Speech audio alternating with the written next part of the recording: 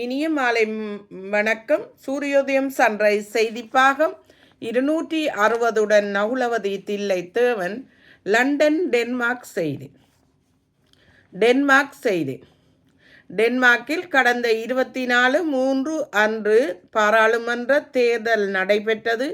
இதில் 84% மக்கள் வாக்களித்திருந்தார்கள். சுமார் 35,67,475 பேர் வாக்களித்திருந்தனர்.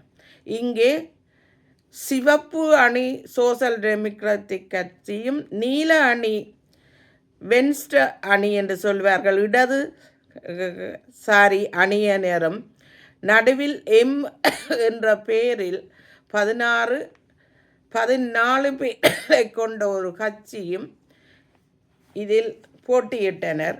இதில் எம் என்ற பெயரில் கட்சியினர் கூடுதலான வாக்குகளை பெற்றிருக்கிறார்கள். இவர்கள் தான் இனி ஒருவருடன் சேர்ந்து கட்சி அமைத்து ஒரு தலைவரை தேர்வு செய்ய வேண்டும். இதனை பொறுத்திருந்து பார்ப்போம். ஐரோப்பா போருக்கு தயார் ஆக வேண்டும் என்று டென்மார்க் பாதுகாப்பு அதிகாரி ஒருவர் தெரிவித்திருக்கிறார். அதாவது உள்துறை அதிகாரி தெரிவித்திருக்கிறார்.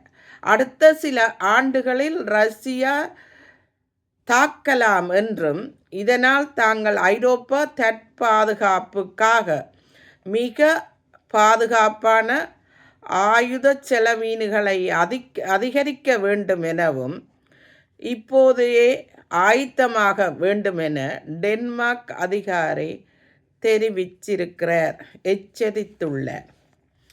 இங்கிலாந்து செய்தி. இங்கிலாந்தில் உள்ள 229 பெரிய பொருள் அங்காடிகள் அடுத்த வாரம் 24 மணி நேரம் மூடப்படும் என்றும், ஈஸ்டர் பண்டிகை காலங்களில் பெரிய பல்பொருள் அங்காடிகள் வெவ்வேறு நேரத்தில் மூடப்படும் என்றும், இதனால் மார்க்ஸ் ஸ்பென்சர் என்ற நிறுவனம் இங்கிலாந்து முழுவதும் 229 அங்காடிகள் முழு அளவிலான 24 மணி நேர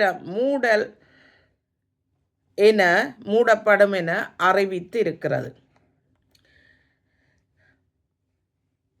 நெட்டோ நாடுகளில் நெதர்லாந்தை முன்தள்ளி பிரித்தானியா பின்னடைவு ஏற்பட்டிருக்கிறது இந்த பாதுகாப்பு செலவினங்களில்.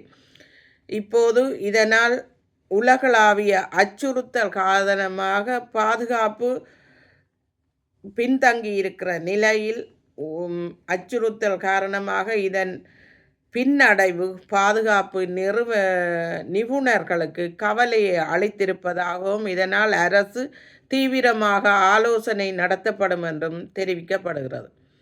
பிரித்தானியாவில் வரும் ஜூன் மாதம், அதாவது ஆனி மாதத்தில் பொருட்களின் விலை அதிகரிக்க வேண்டும்.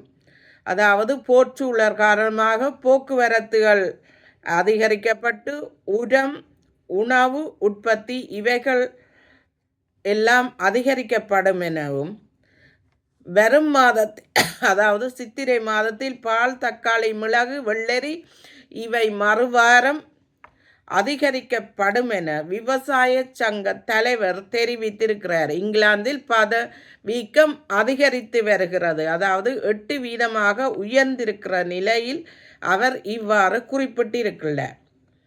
மே 26 முதல் ஓவர்கிரவுண்ட் தொடருந்துகள் பல புதிய சேவைகள் அறிமுகப்படுத்த உள்ளது. அதாவது வார நாட்களில் கூடுதலாக 16 மணி நேர சேவைகள் அதிகரிக்கப்படும் எனவும், இது மே 18 முதல் திங்கள் முதல் 1 மணிக்கு 1 மணித்தியாலத்தில் 7 சேவைகள் அதிகரிக்கப்படும் என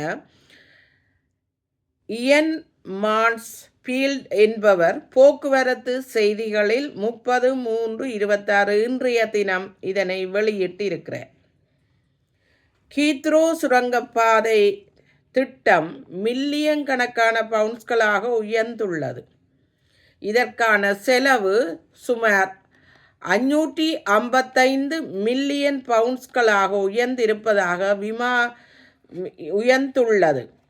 விமான நிலையத்தின் செலவுகள் குறித்து விமான நிலையங்கள் கவலை தெரிவித்துள்ள நிலையில் புனரமைப்புக்காக பணிகளுக்காக செலவு அதனை விட இது 8 மடங்கு அதிகரித்திருப்பதாகவும் செய்திகள் கசிந்திருப்பதாக செய்திகள் தெரிவிக்கின்றன. நன்றி, வணக்கம்.